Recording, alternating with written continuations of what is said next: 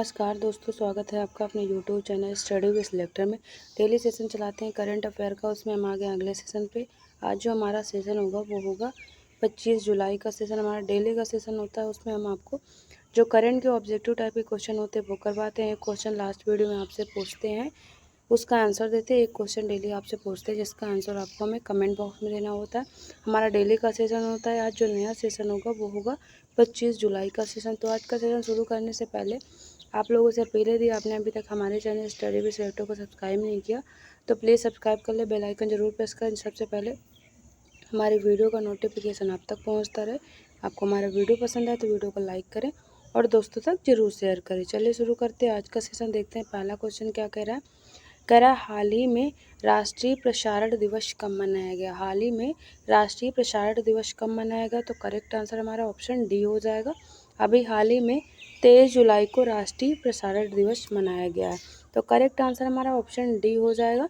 बात करें तो भारत की प्रसारण यात्रा जून 1923 में बॉम्बे के रेडियो क्लब के पहले प्रसारण के साथ शुरू हुई।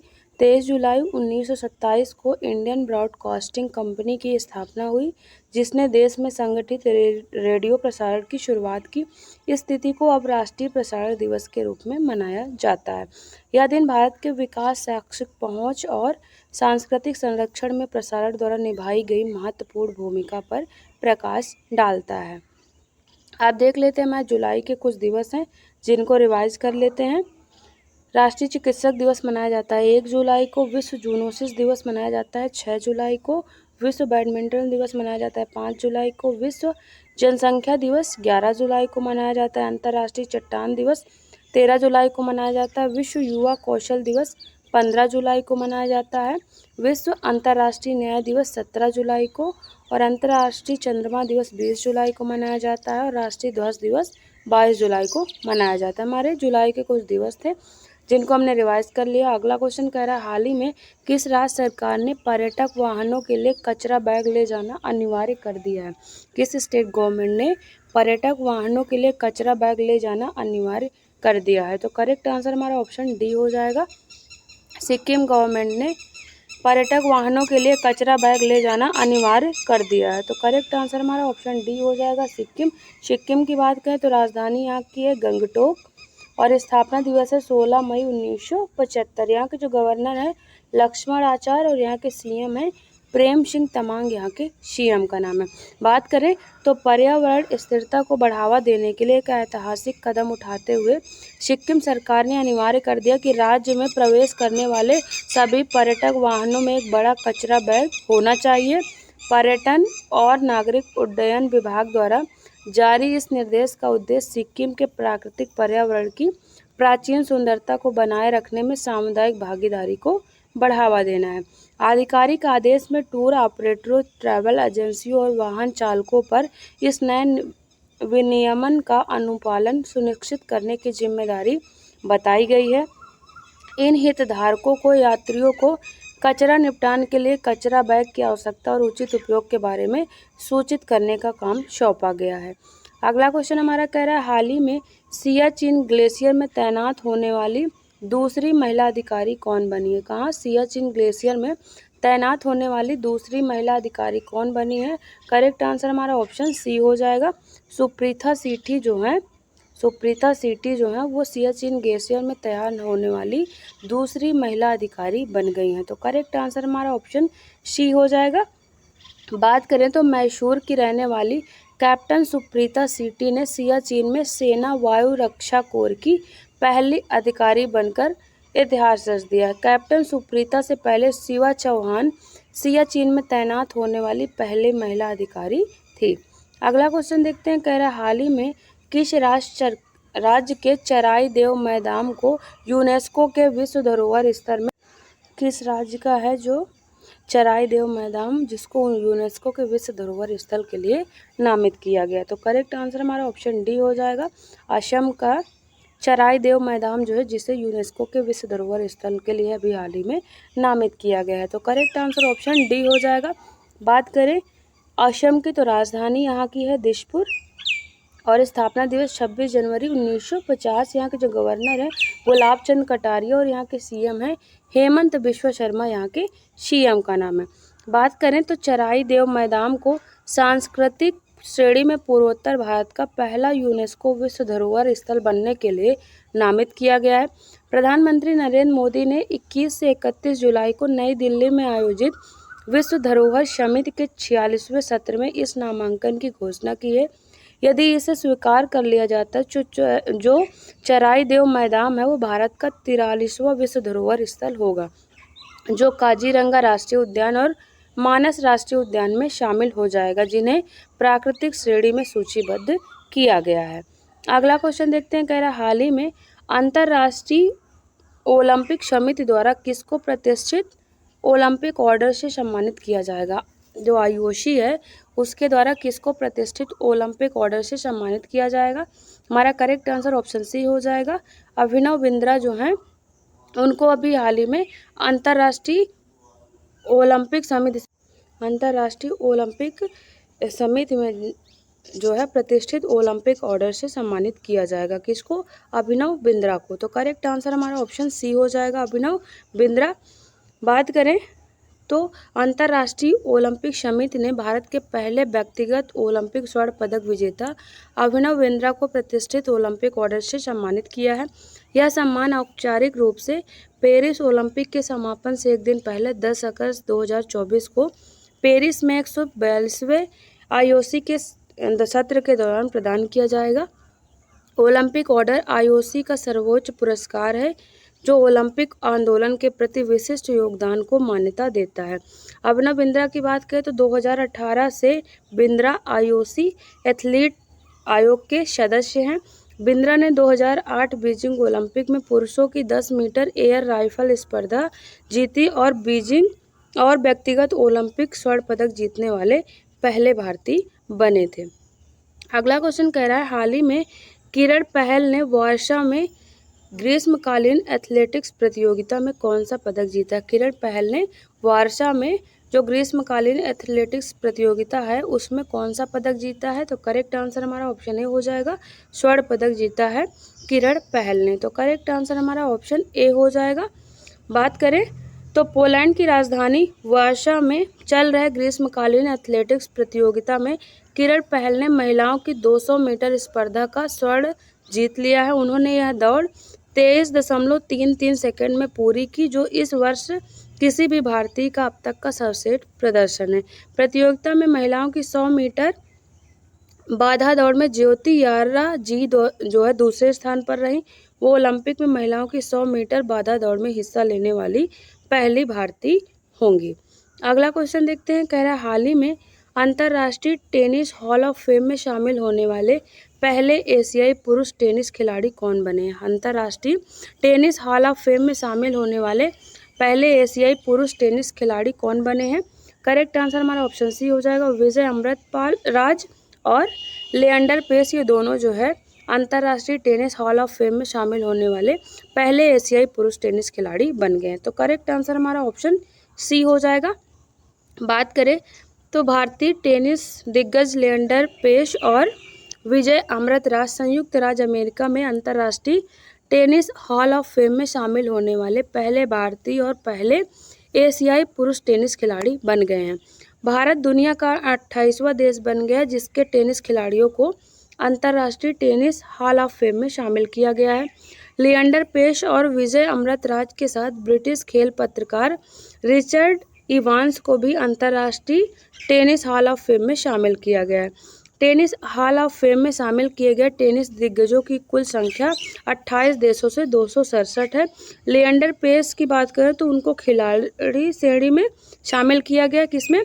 खिलाड़ी श्रेणी में शामिल किया गया, जबकि अमृतराज और इवांस को योगदानकर्ता श्रेणी है उसमें शामिल किया गया है। अगला क्वेश्चन कह रहा है हाल ही में किसने हंगेरियन F1 ग्रैंड प्रिक्स का खिताब जीता है। किसने हंगेरियन F1 ग्रैंड प्रिक्स का खिताब जीता है। तो हमारा करेक्ट आंसर ऑप्शन ए हो जाएगा, ऑस्कर पियास्त्री जो है उन्होंने अभी हाल ही में हंगेरियन F1 ग्रैंड प्रिक्स का खिताब अपने नाम किया है। तो करेक्ट आंसर हमारा ऑप्शन ए हो जाएगा। बात करें तो ऑस्ट्रेलियाई फार्मूला 1 रेसर ऑस्कर पियास्त्री ने हंगरी ग्रैंड प्रिक्स में अपना पहला F1 खिताब जीता। हंगेरियन ग्रैंड प्रिक्स 21 जुलाई 2024 को हंगरी के छोटे से शहर मोग्यो रोड में हंगेरियन रेसिंग ट्रैक पर आयोजित किया गया था। मैकलारेन टीम के ऑस्कर पियास्त्री पहले स्थान पर रहे, उनके साथी लैंडो नॉरिस दूसरे स्थान पर रहे और मर्सिडीज के लुइस हैमिल्टन है वो तीसरे स्थान पर रहे हैं। अगला क्वेश्चन कह रहा है हाल ही में golf tournament the open championship 2024 का खिताब किसने जीता। Golf tournament the open championship 2024 का खिताब किसने जीता है। करेक्ट आंसर हमारा ऑप्शन ए हो जाएगा, जेंडर शॉफेल ने golf tournament the open championship 2024 का खिताब जीता है। तो करेक्ट आंसर हमारा ऑप्शन ए हो जाएगा। बात करें तो 2019 के सेंट्री चैंपियन जेंडर शॉफेल ने द ओपन चैंपियनशिप में अपना दूसरा प्रमुख चैंपियनशिप खिताब और 2024 सीजन की दूसरी जीत हासिल की है।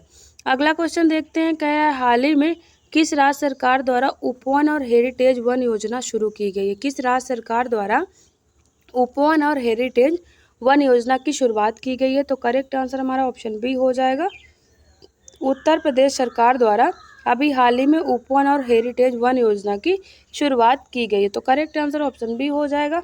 उत्तर प्रदेश की बात करें तो राजधानी लखनऊ है और स्थापना दिवस 24 जनवरी 1950। यहाँ के जो गवर्नर हैं आनंदीबेन पटेल और यहाँ के सीएम हैं योगी आदित्यनाथ। बात करें तो उत्तर प्रदेश के मुख्यमंत्री योगी आदित्यनाथ के नेतृत्व वाली सरकार ने राज्य में हरियाली बढ़ाने, भूजल स्तर में सुधार लाने और विरासत के प्रति गौरव की भावना पैदा करने के प्रयास में उपवन और हेरिटेज वन योजना की शुरुआत की है। उपवन योजना के तहत राज्य सरकार शहरों से लेकर गांवों तक पार्क, सड़कों के किनारे और अन्य स्थानों पर रोपण के लिए पौधे उपलब्ध करा रही है। राज्य सरकार के अधिकारियों के अनुसार इस योजना का उद्देश्य हरियाली बढ़ाना है, जिससे अंत भूजल स्तर में सुधार, बेहतर पर्यावरण और जलवायु प्रभाव में भी कमी जैसे लाभ होंगे। अगला क्वेश्चन देखते हैं, कह रहा है हाल ही में किस अंतरिक्ष एजेंसी ने मंगल ग्रह पर सल्फर मिलने की घोषणा की है। किस अंतरिक्ष एजेंसी ने मंगल ग्रह पर सल्फर मिलने की घोषणा की है। तो करेक्ट आंसर ऑप्शन ए हो जाएगा, जो अमेरिकी अंतरिक्ष एजेंसी है नासा, उसने अभी हाल ही में मंगल ग्रह पर सल्फर मिलने की घोषणा की है। तो करेक्ट आंसर हमारा ऑप्शन ए हो जाएगा। बात करें तो अमेरिकी अंतरिक्ष एजेंसी नासा के क्यूरियोसिटी रोवर ने मंगल ग्रह पर बड़ी खोज की है। रोवर को लाल ग्रह पर पीले रंग के शुद्ध सल्फर के क्रिस्टल मिले हैं। एक चट्टान के खुले हुए हिस्से के बीच में सल्फर के पीले क्रिस्टल पाए गए हैं। तो ये जो अमेरिकी अंतरिक्ष एजेंसी है नासा, उसके द्वारा इसकी अभी घोषणा की गई है कि मंगल ग्रह पर सल्फर पाया गया है। अगला क्वेश्चन देखते हैं, कह रहा है हाल ही में महिला T20 में सर्वाधिक रन बनाने वाली भारतीय खिलाड़ी कौन बनी। किसमें महिला T20 में सर्वाधिक रन बनाने वाली भारतीय खिलाड़ी कौन बनी है। करेक्ट आंसर हमारा ऑप्शन बी हो जाएगा, स्मृति मंधाना जो है वो महिला T20 में सर्वाधिक रन बनाने वाली भारतीय खिलाड़ी बन गई हैं। तो करेक्ट आंसर हमारा ऑप्शन बी हो जाएगा। बात करें तो स्मृति मंधाना के नाम 137 T20 इंटरनेशनल के 132 इनिंग में 3,365 रन हैं। पाकिस्तान के खिलाफ महिला एशिया कप 2024 मुकाबले में उन्होंने हरमनप्रीत कौर को पीछे छोड़ दिया। मंधाना ने T20 इंटरनेशनल में 24 अर्धशतक हैं, उनके बल्ले से T20 में शतक नहीं आया। उनका उच्च स्कोर 87 है और भारतीय कप्तान जो हरमनप्रीत कौर है इस लिस्ट में दूसरे नंबर पर है। हरमनप्रीत कौर के नाम 170 मैच की 151 इनिंग में 3,349 रन है। पहले स्थान पे कौन है, स्मृति मंधाना है। अगला क्वेश्चन कह रहा है हाल ही में भारत का पहला चिकित्सा संस्थागत संग्रहालय कहाँ स्थापित किया जाएगा। भारत का पहला चिकित्सा संस्थागत संग्रहालय कहाँ पर स्थापित किया जाएगा। तो करेक्ट आंसर हमारा ऑप्शन बी हो जाएगा, चंडीगढ़ में भारत का पहला चिकित्सा संस्थागत संग्रहालय स्थापित किया जाएगा। करेक्ट आंसर ऑप्शन बी हो जाएगा। चंडीगढ़ की बात कर ले, राजधानी यहाँ की चंडीगढ़ ही है। स्थापना दिवस 1 नवंबर 1966। यहाँ के जो प्रशासक है उनका नाम क्या है, बनवारी लाल पुरोहित यहाँ के प्रशासक का नाम है। बात करें तो चंडीगढ़ पीजीआई में देश का पहला चिकित्सा संग्रहालय स्थापित किया जाएगा। इसमें ऐतिहासिक चिकित्सा उपकरणों का संग्रह, महान हस्तियों की ओर से हस्ताक्षरित आगंतुक पुस्तकें, पुरानी तस्वीरें और 6 दशकों में इसके प्रतिष्ठित संकाय की ओर से प्राप्त प्रतिष्ठित पुरस्कार शामिल हैं। ये कलाकृतियां संग्रहालय के संग्रह का मूल आधार बनेंगी, जो संस्थान के गौरवशाली अतीत से एक ठोस संबंध पेश करेंगी। संग्रहालय के साथ ही पीजीआई एक कॉफी टेबल बुक भी पेश करेगा, जो समय समय पर प्रकाशित होगी, जिसमें संस्थान की उपलब्धियों को उजागर किया जाएगा। अगला क्वेश्चन देखते हैं। कह रहा हाल ही में अंतर्राष्ट्रीय ओलंपिक समिति ने पहले ओलंपिक ई स्पोर्ट खेलों के लिए मेजबान देश किसे घोषित किया? किसने? अंतर्राष्ट्रीय ओलंपिक समिति ने पहले ओलंपिक ई स्पोर्ट खेलों के लिए मेजबान देश किसे घोषित किया है? हमारा करेक्ट आंसर ऑप्शन सी हो जाएगा। सऊदी अरब को अभी हाल ही में आईओसी ने पहले ओलंपिक ई स्पोर्ट खेलों के लिए मेजबान देश घोषित किया, तो करेक्ट आंसर ऑप्शन सी हो जाएगा। सऊदी अरब की बात करें तो राजधानी रियाद और यहाँ की मुद्रा क्या है? रियाल यहाँ की मुद्रा है। मलेशिया की राजधानी कुआलालंपुर और यहाँ की मुद्रा है मलेशियाई रिंगित। यूएई की राजधानी अबू धाबी और यहाँ की मुद्रा दिरहम है। ओमान की राजधानी मस्कट और यहाँ की मुद्रा क्या है? ओमानी रियाल है। बात करें तो आईओसी ने पहले ई स्पोर्ट ओलंपिक खेलों का ऐलान कर दिया है। इसका आयोजन 2025 में होगा और इन खेलों की मेजबानी सऊदी अरब करेगा। दुनिया भर के वीडियो गेमर्स पहले ई स्पोर्ट ओलंपिक खेलों में हिस्सा लेंगे। अब बढ़ते हैं अगले क्वेश्चन की तरफ। कह रहा है हाल ही में फेडरल बैंक के सीईओ के रूप में किसे नियुक्त किया गया है? फेडरल बैंक के सीईओ के रूप में अभी हाल ही में किसे नियुक्त किया गया है? तो हमारा करेक्ट आंसर ऑप्शन बी हो जाएगा। अभी हाल ही में कृष्ण वेंकट सुब्रमण्यम को फेडरल बैंक के सीईओ के रूप में नियुक्त किया गया है, तो करेक्ट आंसर हमारा ऑप्शन बी हो जाएगा। इस तरह जो हमारा डेली ऑब्जेक्टिव टाइप का सेशन होता है वो खत्म होता है।